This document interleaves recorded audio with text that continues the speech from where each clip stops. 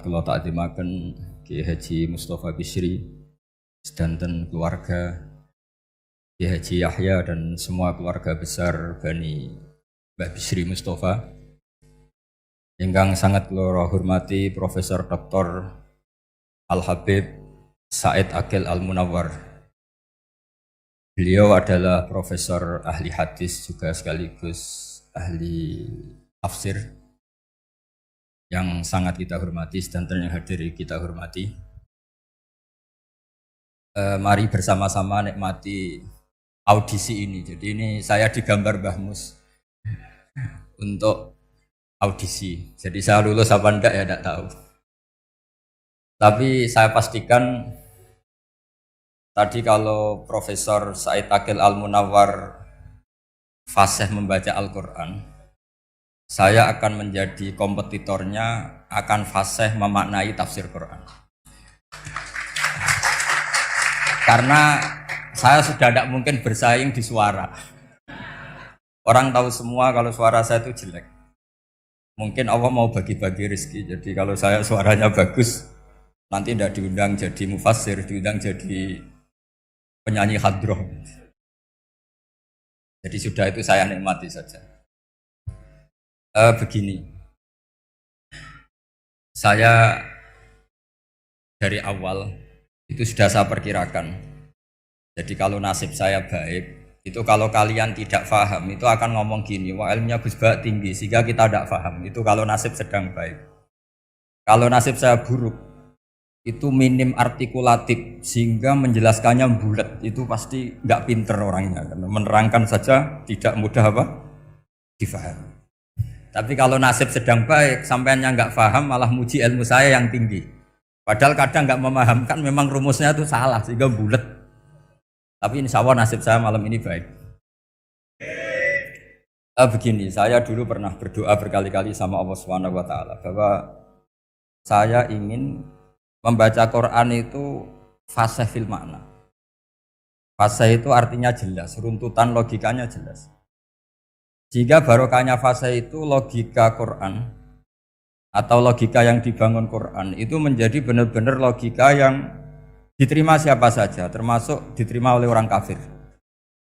Kita tahu Umar itu masuk Islam sebelum mondok apa enggak pernah mondok?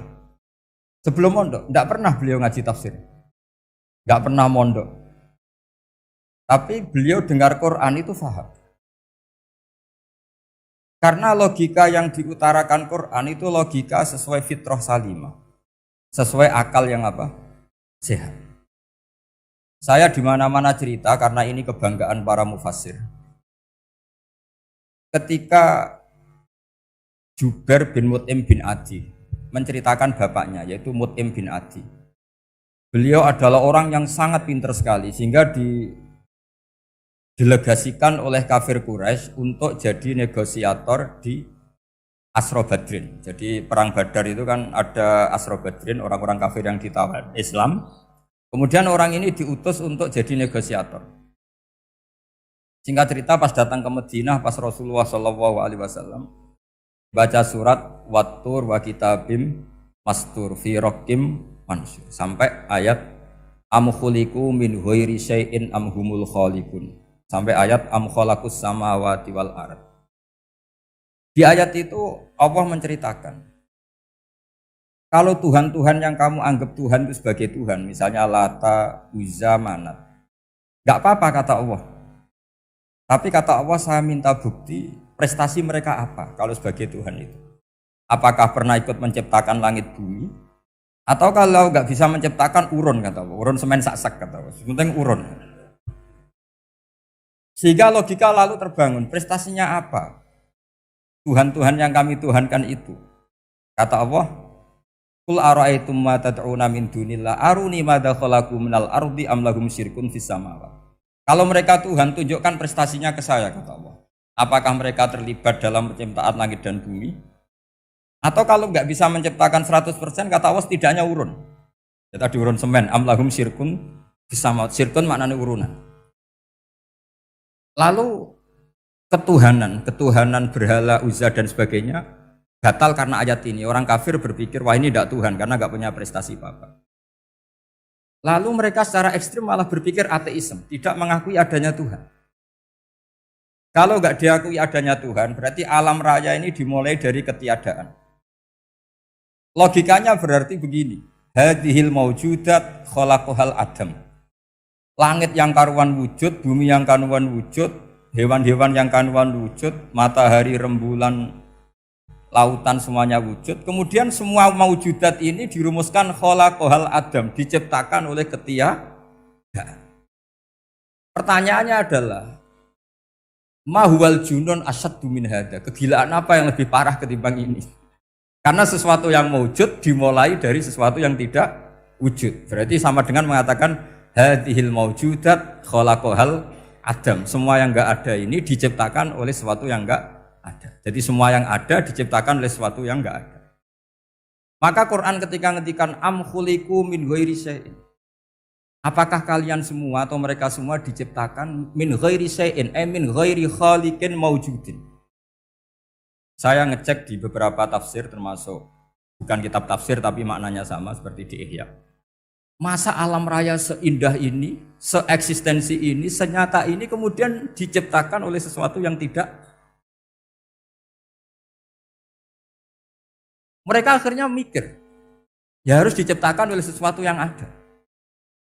Nah, karena sesuatu yang ada ini posisi pencipta, maka harus berstatus super. Nah, super ini oleh ulama dibahasakan wajibil wujud. Maka zat yang menciptakan ini namanya zat sing wajibil wujud. Lalu wajibil wujud ini oleh Islam disebut Allah Subhanahu wa ta'ala. Kayak apa fasihnya Quran bikin logika? Atau orang yang jadi Tuhan itu yang mengklaim sebagai Tuhan? Itu juga mungkin, yang penting mewujud. Siapa itu? Fir'aun. Fir'aun itu mengaku sebagai Tuhan. Dia sudah sah dari segi dia wujud. Namanya orang wujud punya eksistensi, mungkin berkreasi. Saya ulang lagi, namanya orang wujud punya eksistensi, tentu mungkin berkreasi. Tapi pertanyaannya begini, ketika Musa tanya, pertama ditanya Musa, lalu kamu kalau menyembah selain saya, nyembah siapa? Kata Musa, Rabbul Alamin. Siapa Rabbul Alamin? Rabbus samawati wal ardi, yang menuhani langit bumi. Kata Fir'aun tidak jawab, manggil Haman. Haman, kamu kan arsitektur, coba ibnili sorhal ali abluhul asbab. Ya Haman ibnili sorhal ali abluhul asbab. Bangunkan sebuah piramida yang tinggi, la'ali at-tali'u ila ilahi Musa. Saya ingin melihat Tuhannya Musa. Lalu kemungkinan Tuhan di bumi, kata Fir'aun, ma'alim tulakum min ilahin ghairi. Kemana-mana saya melihat yang jadi Tuhan saya. Musa ngerti kalau Fir'aun ini pekok cara bahasa Jawa itu. Itu menerangkan sifatnya Allah itu dengan sifat yang sederhana, tapi justru dengan sederhana ini Fir'aun tidak bisa jawab. Terus Nabi Musa ganti argumentasi, Rabbukum wa Rabbu abaikumul awalin. Yang nuhani nenek moyang kamu, leluhur kamu. Itu terperangah, kagetnya bukan main Fir'aun. Karena para umatnya, para punggawanya lalu berpikir, kalau ini Tuhan, berarti buyut-buyutnya enggak ada Tuhan, kan Tuhannya datang terlambat. Makanya Pak Jokowi kalau dituduh PKI enggak terima. Saya ini lahir tahun berapa gitu. Pas ada PKI itu masih 4 tahun. Masa ada PKI balita? Ini enggak, ini ada Tuhan balita, Tuhan terlambat. Pertanyaannya adalah kalau Fir'aun itu Tuhan, lalu bapaknya, mbahnya, buyutnya Tuhannya siapa? Makanya ketika Allah disifati Nabi Musa, Rabbukum wa Rabbu abaikumul awalin. Yang nuhani nenek moyang kamu, itu kagetnya bukan main. Dan semenjak itu banyak punggawa Fir'aun yang iman. Ini yang akhirnya nanti jadi waqala rajulun mu'minum min ali fir'auna yaktumu imana. Atau yang menjadi ayat wajaa rajulun min aqsal madinati yas'a. Kenapa mereka menjadi iman? Karena logika Fir'aun Tuhan itu gugur, runtuh. Bisori khil hujjah, dengan logika yang sangat transparan. Jadi ini perlu belajar tauhid. Jadi kalau sampean sudah kalah suara, jangan kalah logika. Kalau sudah kalah suara, kalah logika, jangan kalah tinggal mendengar saja kok tidak paham bangunnya gitu. Jadi ini sering saya utarakan. Makanya banyak ulama mengatakan fasihu ibaratil Quran itu bukan sekedar notnya atau sajaknya kalau boleh dibilang saja. Tapi karena runtutan cara berpikirnya. Maka kelihatan sekali di tema-tema Quran. Ketika nyifati Allah Rabbus samawati wal ardi tidak mengalahkan Fir'aun, justru dengan sifat yang ringan Rabbukum wa Rabbu abaikumul awalin bisa mengalahkan Fir'aun. Nah, kenapa sekarang orang tidak fasih baca Quran? Karena tadi perangkat itu tidak cukup. Saya berkali-kali matur, juga sering matur Mbah Mus. Saya itu masih sekarang masih belajar Al-Ibris, Mbah Misbah, Marbawi, semua khazanah tafsir, baik yang bahasa Jawa, bahasa Melayu, itu masih saya pelajari. Termasuk saya pelajari lughotnya. Mulai lughot yang setengah benar sampai macam-macam. Saya tadi matur sama Profesor Said Aqil Al-Munawwar. Memang bacanya harus urut, Said Aqil Al-Munawwar. Karena sekali salah Said Aqil Sirat. Sebenarnya nggak apa-apa, ini sama-sama orang alim. Cuma tidak tahu nasib di publik ini, nggak tahu saya ya, macam-macam lah gitu. Namanya orang banyak, nggak usah dijelaskan. Tapi semuanya baik. Saya pernah ketemu Pak Said Aqil Sirat itu bilang gini, Gus, orang jadi wali itu sebabnya dua. Mungkin kalau kayak jenengan banyak pecintanya, yang doakan banyak. Kalau saya banyak yang benci, wah itu ngirangi dosa gitu kan. Batin gue dasar wong alim bener woy. Jadi beliau nikmati memang itu. Karena babanya beliau itu sama dengan babah saya yang dari keluarga Kudus. Buyut saya itu kakaknya buyutnya Pak Said Aqil.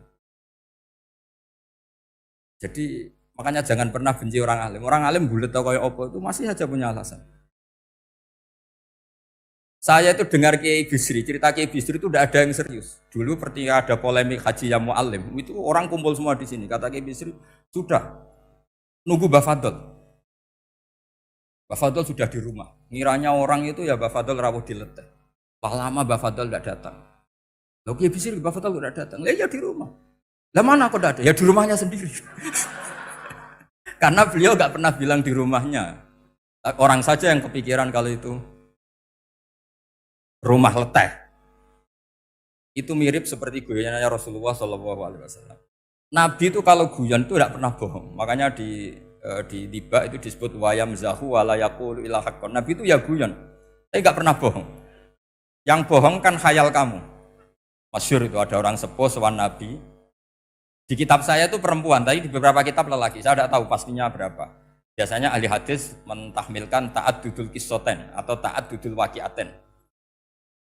Oke, kita bayangkan itu perempuan. Ya Rasulullah, saya ini tergesa-gesa, nanti takut kemalaman. Ini orang sepuh. Jadi jangan kamu bayangkan Nabi suami wong ayu nom nanti jadi hok. Orang sepuh. Oh di sini aja, tidak usah tergesa-gesa pulang kata Rasulullah. Nah, nanti gimana? Saya jalan kaki ya Rasulullah sampai kampung saya itu nanti malam. Kata Nabi, la ahmilan naki alab binako. Santai saja nanti tak pinjemin anaknya unta. Kata perempuan tadi, ma fa'altu bibninako. Apa yang bisa saya lakukan dengan anaknya unta? Sudah tenang saja kata Nabi. Setelah mau pulang, disiapkan unta, ya unta tua, unta layak dinaikin. Ya Rasulullah ini kok unta tua, katanya anaknya unta. Nabi dengan santai, oh masih tua ya anak unta. Jadi itu menafsirkan anaknya unta cilik itu kan pikirannya kamu kan. Sebetulnya anak unta itu ya tua pun anak unta. Maka saya itu yang termasuk bangga. Nasib saya nanti insya Allah kayak Gus Mus, kayak Gus Dur. Sampai tua dipanggil Gus. Tapi saya niatnya lebih buruk. Supaya nanti kalau saya salah pantas ngijek Gus. Tapi dalam kompetisi kadang Gus itu kalah. Itu dulu di Pondok Sarang itu kalau ke WC itu antri. Itu yang di WC didodok. Supaya cepat keluar. Ayo cepat keluar, saya Gus. Dikira teror Gus itu yang di WC menjadi takut. Yang dalam WC gak kalah. Saya malah kiai. Iya. Jadi memang kacau. Kalau sudah logika itu kacau. Tapi di Ihya kitab yang populer dikaji di pesantren, itu ada babnya.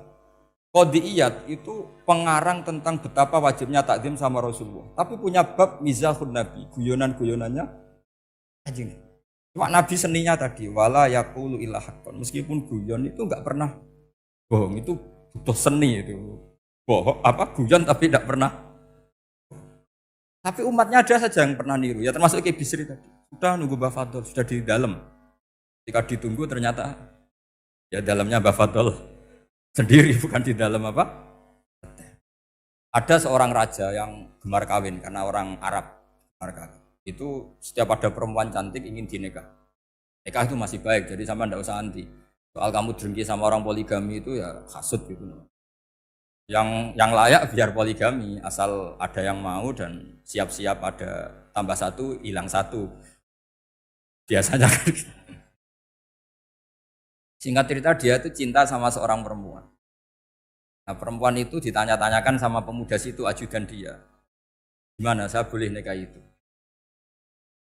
Jawabannya tadi, kaifatang kihuha wa qad ra'aitu qabbalaha rajul.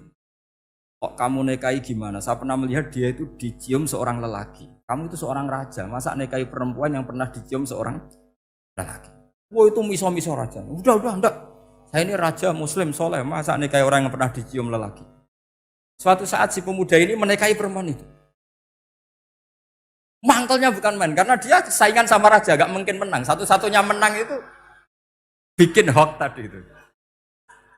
Ini cerita ini di Ithaf, di sarahnya Ikhya. Kamu kira ini di cerita Alfu Yaumin wa Lailatin Abu Nawas, enggak, ini cerita di Ithaf. Kitab yang sangat sakral karena sarahnya apa? Ikhya. Setelah nikah, maki-maki raja. Orang tidak punya harga diri, perempuan pernah dicium orang kok dinikahi. Tadri mandalikar rojul, kamu tahu siapa lelaki itu? Gua abuha, yaitu bapaknya.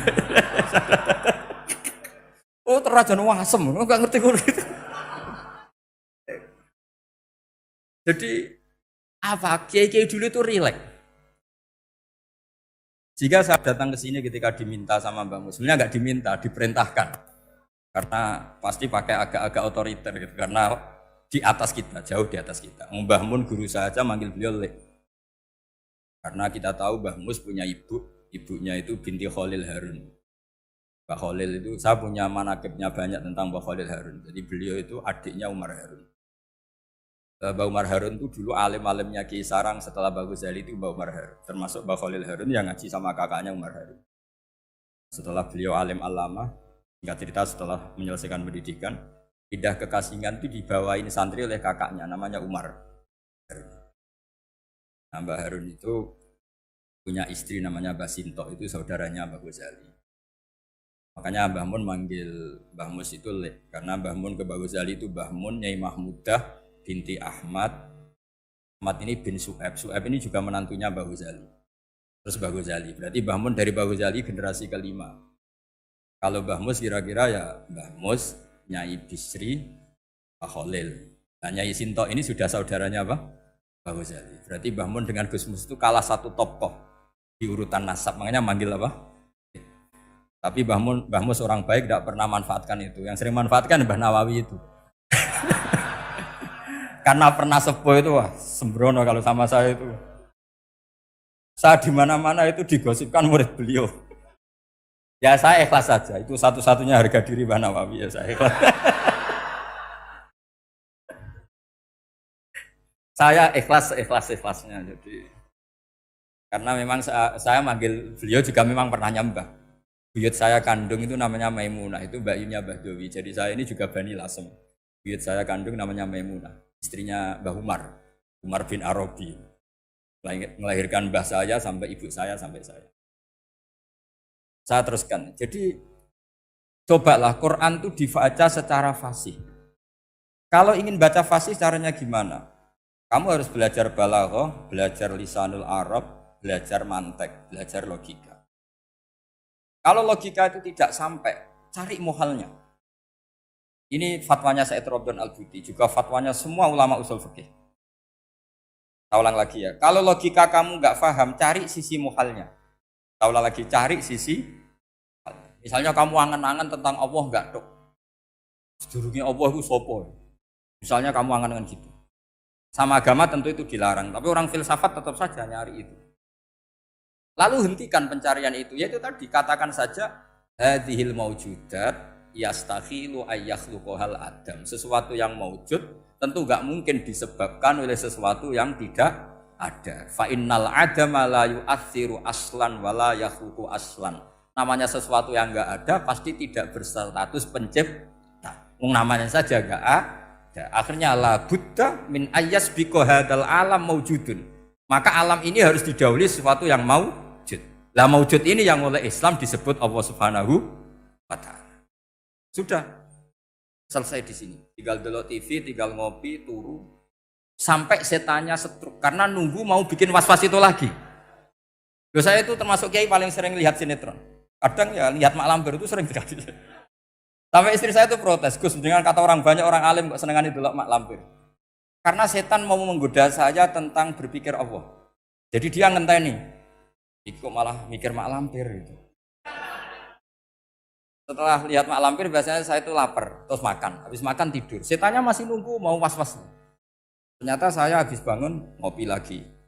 Kadang lihat berita orang ditangkap KPK, macam-macam.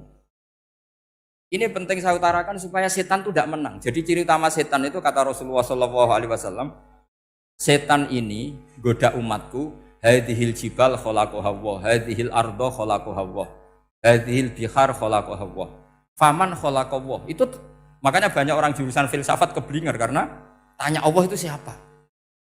Kata Rasulullah, jika sampai ini maka kamu harus berhenti. Berhenti tanpa dialihkan ke yang lain kan susah. Tinggal aja lihat dulu sinetron. Ya paling gampang ya Mak Lampir, kan ada takut-takutnya sedikit. Karena kalau lihat sinetron anak-anak milenial itu kalau ada artis cantik sampai nangis. Karena istri kamu tidak seperti itu. Jadi ini trik ya. Trik supaya melihat TV tapi tidak nyesal. Makanya saya milihnya Anggreng Darmo, Mak Lampir. Ya saya nggak mikir maknanya, butuhnya setan ben mangkol gitu. Karena ngenteni saya mikir itu, ternyata tidak mikir itu lagi. Jadi makom saya itu beda, sama-sama lihat sinetron. Mungkin saya jadi wali karena lihat sinetron. Mungkin ya. Makanya banyak wali itu nggak bisa diduga. Banyak orang jadi wali itu justru karena makan. Justru karena melakukan hal-hal yang cara orang banyak itu salah. Itu Abu Yazid Al-Bustami itu pernah tanya sama Allah. Kamu nggak usah bayangkan caranya tanya gimana. Enggak wali ya enggak tuh. Sudah enggak usah tanya itu. Tanya gini, ya Allah, orang seserdup saya dalam ibadah sedekat ini sama jenengan. Lalu saingan saya dekat jenengan masuk surga itu siapa? Sama Allah ditunjukkan orang yang tidur, itu tidur yang. Ya teman kamu yang tidur di kamar. Enggak terima Bu ya, ini gimana kok bisa setingkat saya orang yang tidak tidur itu. Yang saya ibadah terus istighfar terus. Tapi jawabannya Allah nih. Kowe ibadah terus itu mergo wedi aku. Jadi kan nganggep aku itu rodok-rodok jahat gitu. Iki tuh ratu mergo yakin aku apian, mulane ditinggal turu. Jadi sampean jangan tiru makom saya ketika tidur. Itu punya kelas khusus. Tapi jangan tiru, ini cerita saja, sampean ndak harus niru. Karena sampean kalau niru itu harus ada Abu Yazidnya. Abu Yazid sudah enggak ada. Tapi itu ilmu. Ilmu yang cocok enggak cocok harus kita kaji. Saya tadi jagungan sama beliau, sama Profesor Said Akil Al-Munawar. Beliau cerita sebetulnya sekolahan saya itu tentang usul fikih, tapi terkenal saya Profesor Tafsir. Tapi saya suka ilmu usul fikih, meskipun korbannya ya banyak. Biasanya orang jadi liberal gara-gara ya usul. Ya sebenarnya nggak perlu dipikir lah itu macam-macam. Begini, dalam usul fikih yang mainstream itu kan ada hukum wajib, haram, ya makruh, terus macam-macam lah. Termasuk ada mubah. Mubah itu boleh dilakukan, boleh ditinggalkan.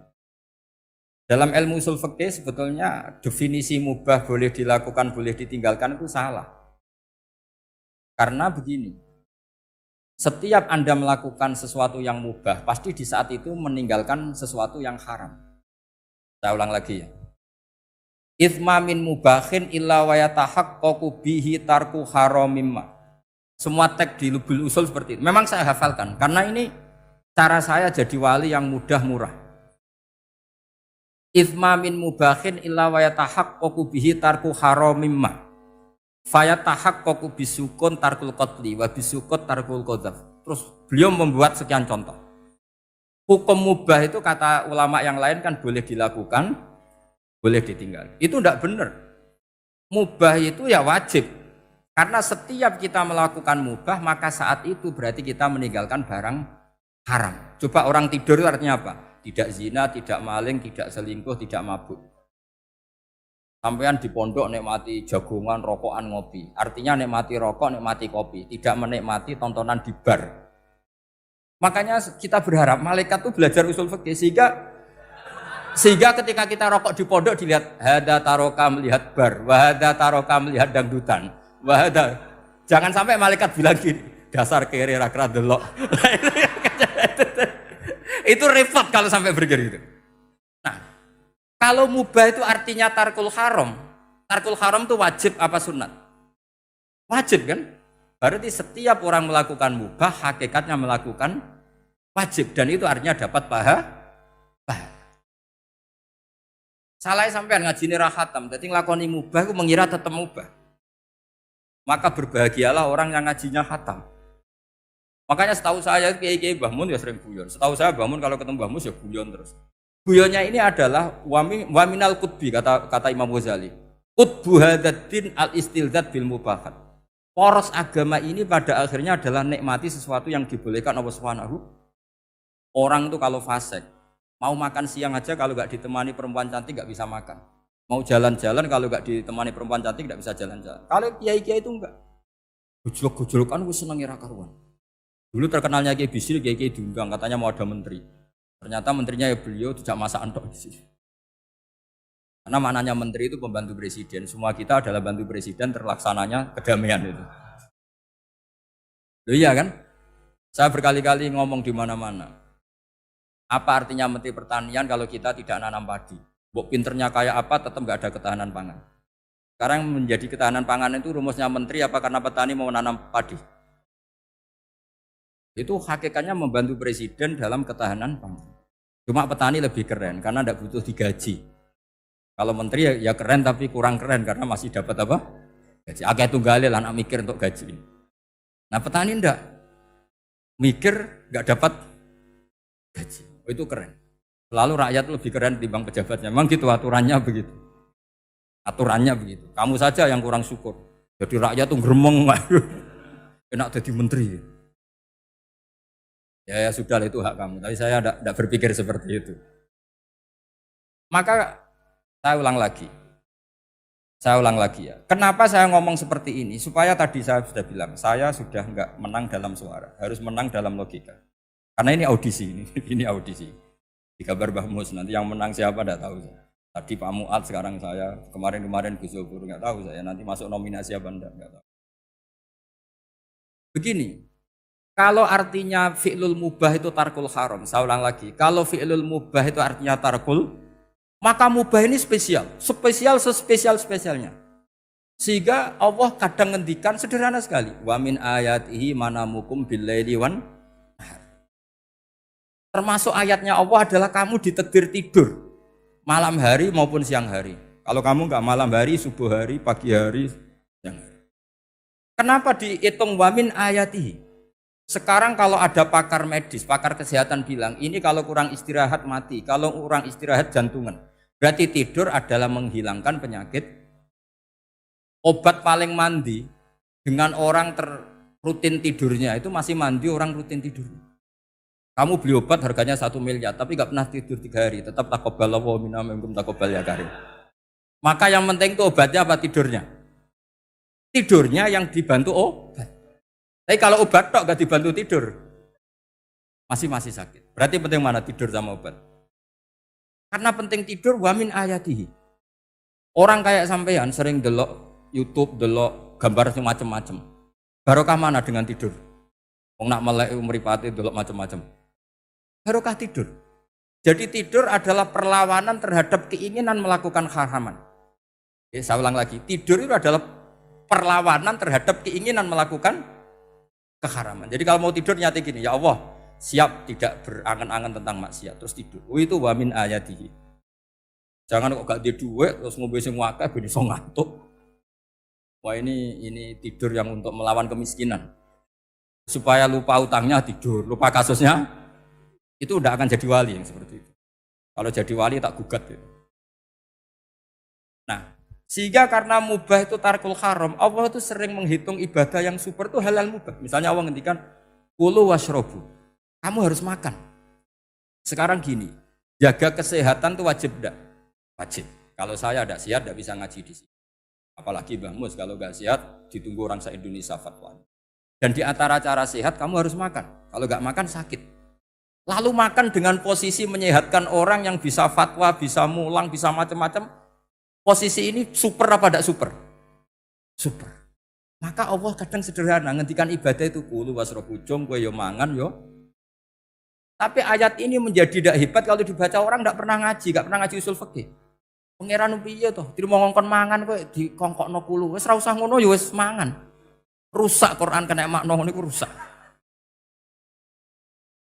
Kamu tahu superiornya ayat kulu wasrobu kalau belajar fa inna fi'lal mubah berarti tarkul haram karena saat melakukan mubah artinya tarkul haram. Dan tarkul haram itu penting. Sekarang gini, merusak diri sendiri haram apa enggak? Haram. Untuk supaya tidak rusak kamu harus makan. Berarti makan wajib apa sunat? Wajib.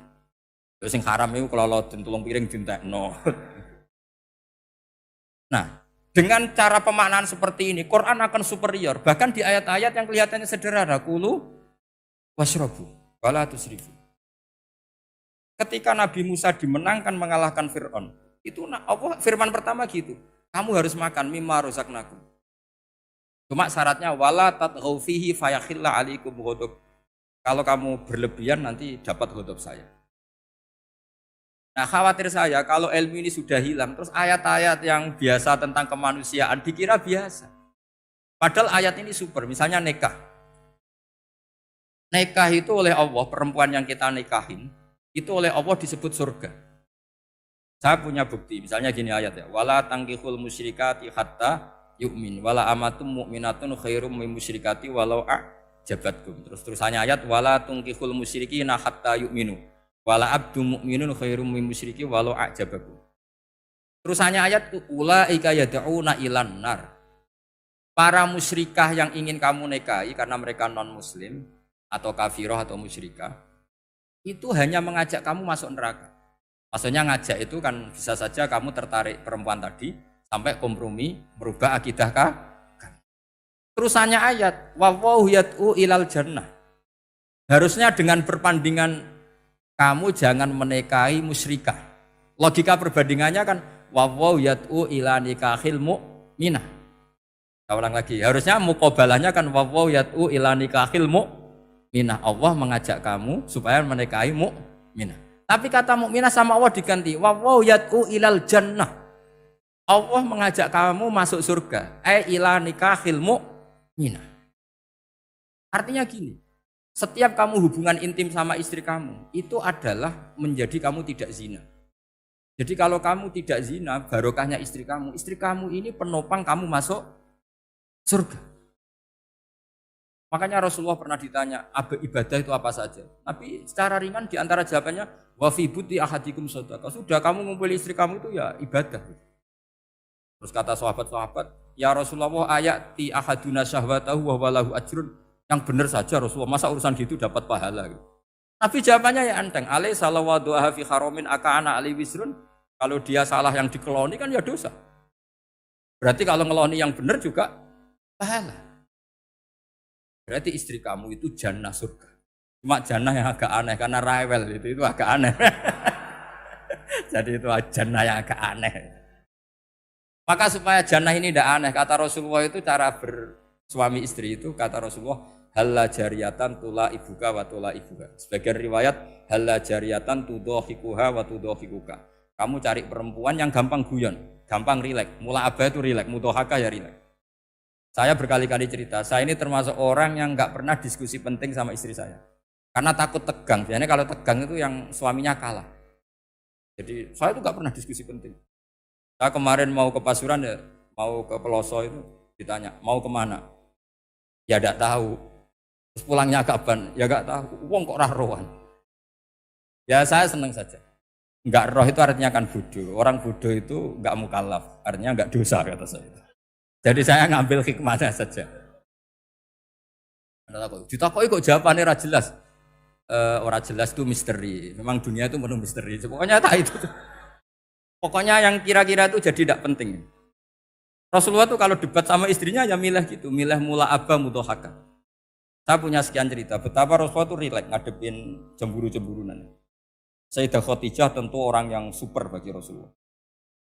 Sampai ketika adiknya Sayyidah Khadijah, kalau nggak salah namanya itu Halah itu. Kalau datang itu Rasulullah itu menjamu karena mengingatkan suara Khadijah. Kalau muji Khadijah itu sudah langit Rasulullah. Jika Aisyah itu cemburu, bagaimana Anda selalu muji Khadijah? Waqad abdalakallahu khairan minha. Allah mengganti yang lebih cantik ketimbang Khadijah dan lebih muda. Maksudnya Aisyah. Kenapa masih muji yang sudah meninggal? Tua lagi kan. Gantian Sayyidah Fatimah yang tersinggung karena ibunya ditua-tuakan. Itu ketika Fatimah cemburu, mangkelnya sama Sayyidah Aisyah. Mangkel manusiawi loh.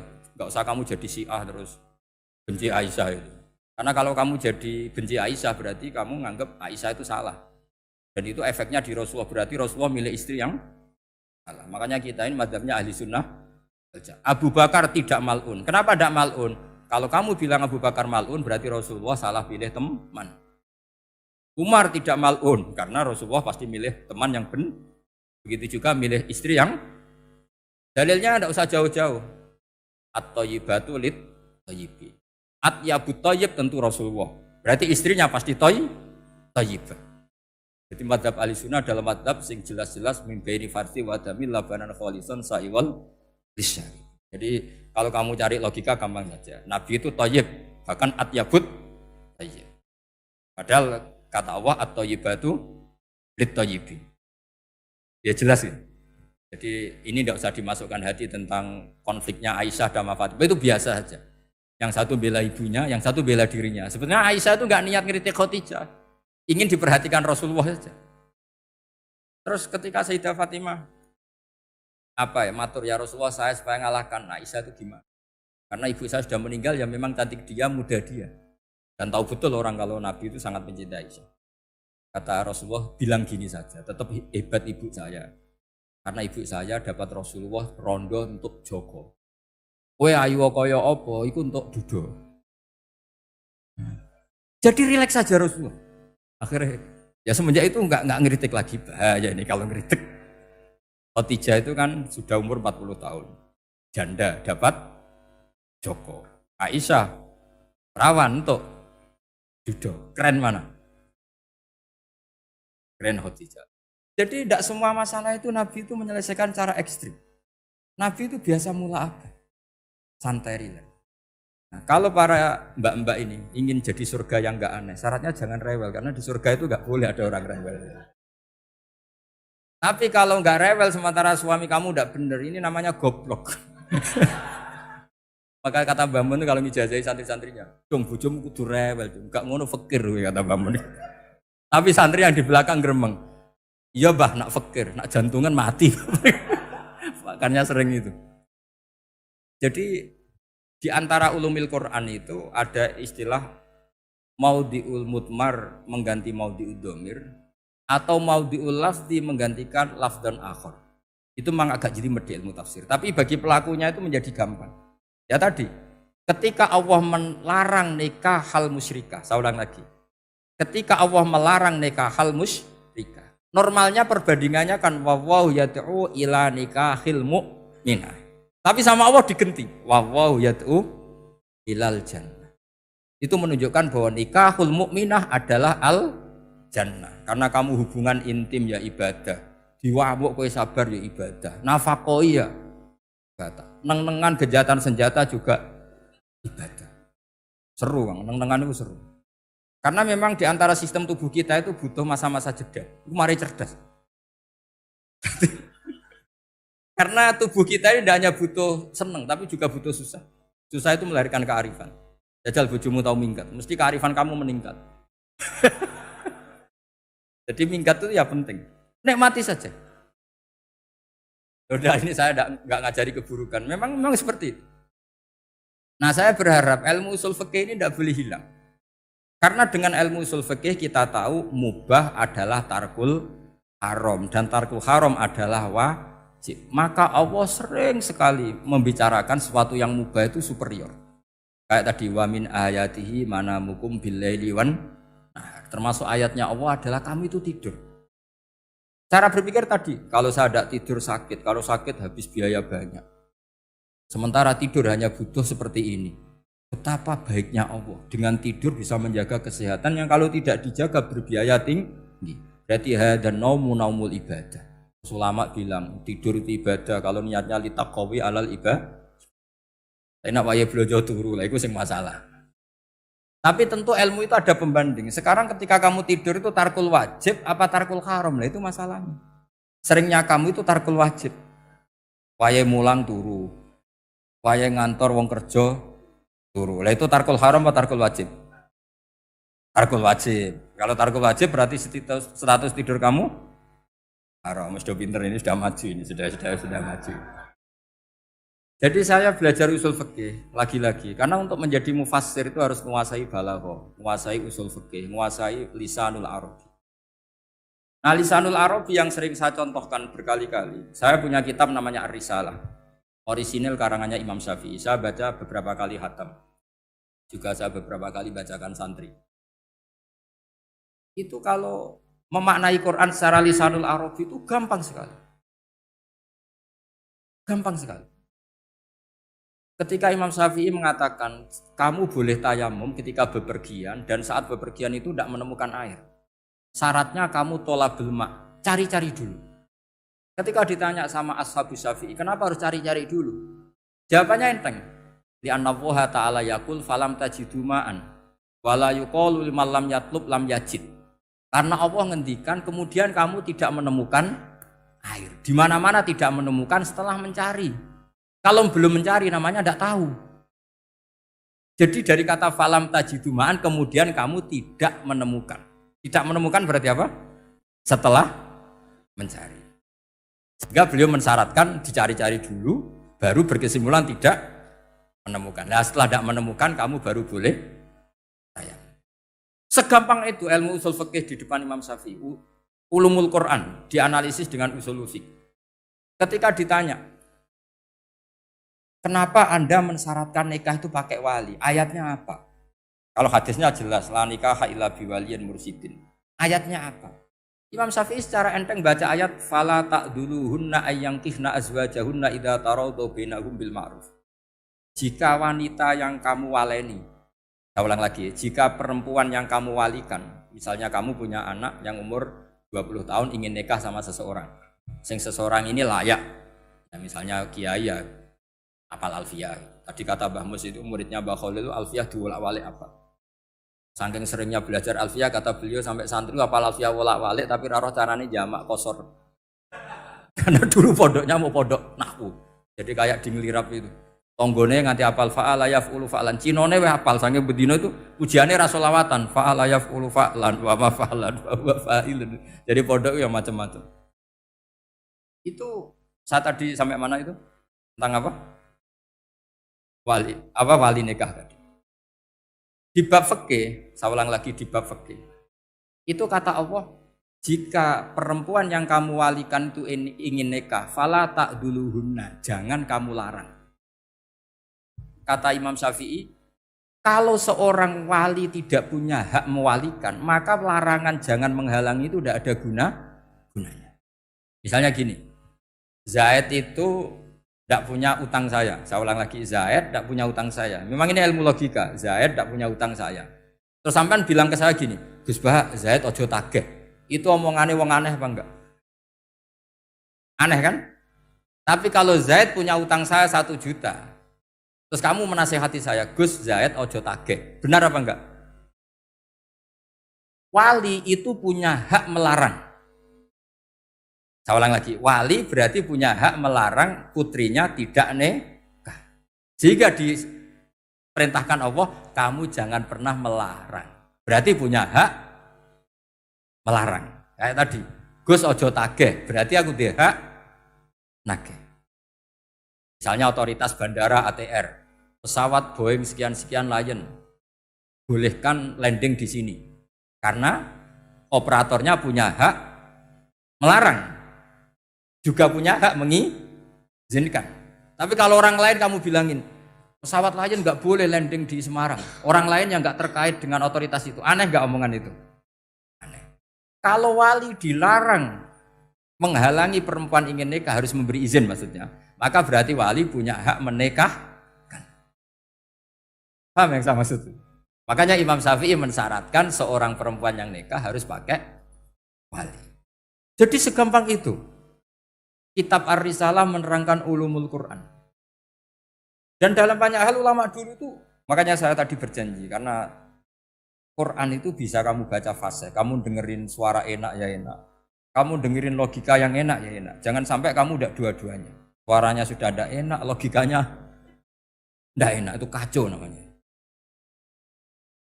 Ketika Imam Syafi'i ditanya, bagaimana hukumnya uzubah? Uzubah itu gak nikah. Padahal ada hadis waman rohiba an sunnati falesa. Kata Imam Syafi'i ya gak apa-apa. Kenapa? Fa inna wa ta'ala dzakara 'abdan sholihan wa qala wa sayyida wa hasura wa nabiyya minas sholihin. Allah menyebut nabi yang soleh, dan di antara nabi yang soleh itu ada yang berstatus hasur. Hasur itu tidak ada keinginan sama perempuan. Akhirnya tidak nikah. Berarti tidak nikah itu boleh karena ada nabi yang tidak. Segampang itu dulu. Saya punya kitab, saya ini baru gencar-gencarnya kampanye kitab Syajaratul Ma'arif. Karena memang kitab itu bagus, menurut saya simpel dalam memahami Quran. Jadi anggap saja ini bentuk penghormatan saya sama Ki Bisri yang sudah mengkhidmai, mengenalkan ulumul Quran lewat tafsir Al-Ibris. Yang Ki Misbah punya tafsir Al-Iqlin. Memang dua beliau itu kalau yang satu ngarang terjemah Alfiyah, yang satu yang ngarang satu. Ini dua kutub yang berbeda, yang satu sangat rileks, yang satu sangat seperti itu. Gak usah diterjemah nanti jadi repot. Itu ulumul Quran yang ditulis Syajaratul Ma'arif itu gampang sekali. Misalnya begini, beliau bikin judul Babu Nafil Ibad Bikullil Bilad. Bab seseorang harus manfaat kapan saja dia berada. Itu terus beliau qala ta'ala wa ja'alani mubarakan ainama kuntu. Ciri utama para nabi itu ngendikan wa ja'alani mubarakan ainama kuntu. Saya dijadikan di mana-mana itu berkah. Jadi seseorang hidup harus di mana-mana manfaat. Terus ketika beliau ngendikan babun la yutrakul haqqu li ajril batil, bahwa kebenaran tidak boleh ditinggalkan hanya karena ada banyak kebatilan. Beliau terus ngendikan inna sofal marwata min sya'airillah faman hajjal baita wa atamara fala junaha alai ayat tawafa bihima. Jadi di sofa itu ada berhala namanya Isaf, di Marwah ada berhala namanya Nailah, atau sebaliknya pokoknya Isaf dan Nailah. Terus sahabat kalau mau sa'i itu merasa dosa karena harus melewati berhala-berhala itu. Jika mereka tanya ya Rasulullah, saya ini tetap tawaf enggak? Padahal di tempat-tempat itu ada berhala. Terus kata Allah tetap tawaf. Nah tetap tawaf ini artinya apa? Melakukan barang hak meskipun di situ banyak kebatilan. Itu manhajnya para orang-orang alim kita. Mbah Mus itu ya berkawan sama orang yang macam-macam. Kamu tidak usah ngeritik. Itu fikihnya sudah kelas tinggi. Fikihnya tuh la yutrakul haqqu li ajril batil. Saya di mana-mana cerita. Saya punya kitab namanya Khilyatul Auliya wa Tabaqatul Asfiya. Itu syarat kamu kalau daftar wali harus punya kitab itu. Khilyatul Auliya wa Tabaqatul Asfiya. Itu karangannya Abu Nu'aim Al-Asfihani. Kitab itu yang jadi indukan Ihya ketika menyebut manaqibul akhyar. Kita tahu Ihya kalau bab tasawuf mengikuti Kutil Qulub yang dikalang Abu Thalib Al-Makki. Kalau fikih tentu beliau mengikuti Imam Haromain gurunya, yaitu kitab Nihayatul Matlab fi Dirayatil Madhab. Kalau manaqibul akhyar beliau mengikuti kitab Khilyatul. Dan ngikuti itu penting kalau dalam tradisi kiai. Gak boleh seorang kiai kok mikir sendiri. Namanya mustakil. Kalau mustakil itu mubtadi', bikin tatanan baru dalam agama. Justru ulama itu harus niru sebelumnya karena sanad itu harus musalsal. Gak boleh Imam Syafi'i bilang haram terus kamu bilang halal. Terus murid kamu bilang makruh. Terus muridnya kamu ya pokoknya khilaful aula. Gak boleh gaya-gayanan gitu. Kalau di kampus plagiat itu dilarang, kalau di pondok itu wajib. Makanya banyak kalau tes itu ngerpek. Karena belajar itu tanpa batas katanya. Lu kok ngerpek? Mboten ya, jadi belajar kapan saja. Jadi mboten ngerpek, mutolaah pas tes. Kacau tuh santri itu. Mutolaah tapi pas apa? Tes. Itu dalam kitab Khilyatul Auliya diterangkan. Uniknya rawinya itu siapa? Sufyan bin Uyainah, orang yang sangat khusyuk. Gurunya Imam Syafi'i. Kita tahu Imam Syafi'i punya guru zaman di Mekah itu namanya Muslim bin Khalid Az-Zanji. Dalam hadis ngikuti Sufyan As-Sawri sama Ibnu Uyainah. Tapi beliau intisabnya lebih ke Imam Malik ketika ngaji apa? Muwatta. Terus beliau punya guru usul fikih namanya Muhammad bin Hasan Asy-Syaibani. Itu Sufyan bin Uyainah dalam kitab itu diceritakan. Pernah suatu saat Isa sama Yahya. Ini supaya saya tahu fikihnya Mbah Mun, fikihnya Mbah Mus. Isa sama Yahya itu satu nabi yang sama-sama muda, yang satu angkatan. Saya berkali-kali cerita, nabi yang satu angkatan itu ada 3. Tapi yang 2 ini enggak level, yaitu Ibrahim dan Lut. Tapi enggak level karena Lut itu adalah pernah keponakan siapa? Ibrahim. Musa dan Harun, tapi Harun itu enggak levelnya Musa karena dia jadi nabi berdasar proposal Nabi Musa. Jadi Nabi Musa itu alsak, agak pelak. Jika beliau kalau menjelaskan kesulitan, terus pakai jubir. Makanya kemarin-kemarin itu ada wali yang kalau ngomong pakai apa? Jubir. Akhirnya Nabi Musa ngendikan apa? Waj'alli waziran min ahli Haruna akhi usdud bihi azri wa asyrikhu fi amri. Ya Allah, saya ini lisannya agak pati fasih. Tolong Harun sing huwa afsahu minni lisanan. Yang lisannya lebih fasih tolong jadikan nabi. Sama Allah dituruti, Harun jadi apa? Nabi. Tapi yang dapat wahyu Musa, jadi dia hanya jubir. Makanya seangkatan tapi tidak level. Yang seangkatan level itu hanya Yahya dan Isa. Nabi Isa kita tahu berstatus wa yukallimun nasa fil mahdi wa kahla. Jadi mulai kecil sudah pinter. Nabi Yahya ya enggak kalah keren. Ya Yahya khudil kitab bi quwwah wa atainal hukma sabiyah. Ketika kecil sudah pinter. Jadi ini rivalitas dalam ilmu. Makanya khilaf itu penting. Jangan gontok-gontokan, berarti ora tau ngaji. Khilaf itu penting. Nabi Yahya itu kalau jalan-jalan sampai Nabi Isa, itu yang Nabi Yahya mesti tanya, aina khiyarun nas, rumahnya orang baik mana? Saya mau nginep di situ. Mesti tanya gitu kalau di satu perkampungan yang beliau-beliau sedang jalan-jalan. Tapi kalau Nabi Isa tanyanya aneh, aina syirarun nas, wong sing elek-elek manggone nang ndi? Akhirnya ini kan terjadi debat, tapi karena sama nabinya ya enggak debat kusir terus, kubu-kubunan kosong berapa sama kosong berapa, enggak, ini sama. Ya sama-sama kosong-kosong, sama-sama orang ikhlas itu kosong-kosong. Sama lama terus debat kecil. Kenapa kamu tanya aina khiyarun nas? Mana orang-orang baik? Jawabnya Nabi Yahya, ya kumpul orang baik itu enak, nyaman, teduh, enak lah. Nah, kamu kenapa kok tanya mau nginep di aina syirarun nas?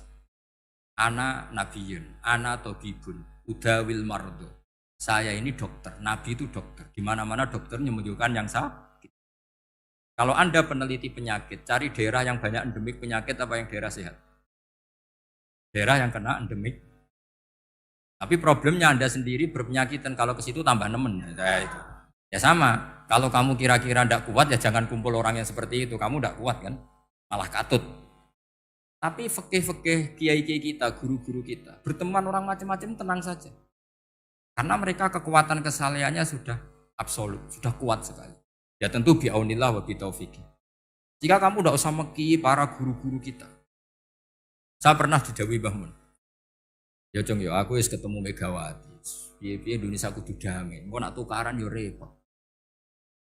Jane yo piye aku yo kiai. Artinya beliau harus ketemu karena untuk supaya Indonesia itu damai. Beliau anggap saja makili religius, Bu Mega makili apa? Nasional. Dan Indonesia damai itu kalau ada kerjasama antara kaum nasionalis dan kaum apa? Religi. Jadi yang namanya damai itu penting sekali. Sampai Rasulullah itu pernah berdamai sama orang yang jelas-jelas kafir. Apalagi Indonesia belum sampai seperti itu. Yaitu kita tahu dalam Sulhul Hudaybiyah, Nabi berakad damai sama Suhail bin Amr. Padahal kafir.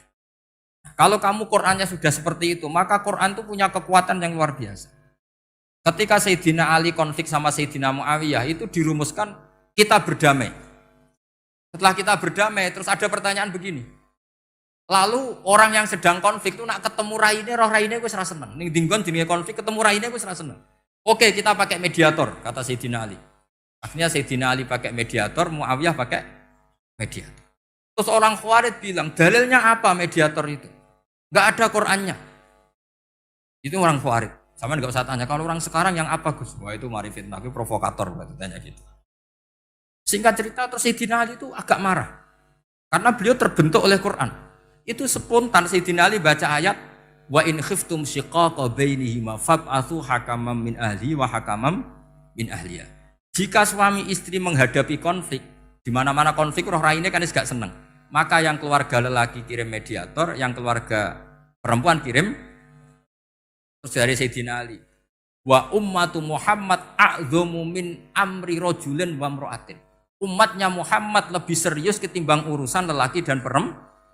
Wong suami istri saja kalau konflik butuh mediator, apalagi hadhil Segampang itu mereka istidlal. Jadi mediator dalilnya mana ya? Dalilnya wa in khiftum shiqaqa bainihima fab'atsu hakaman min ahli wa hakamam.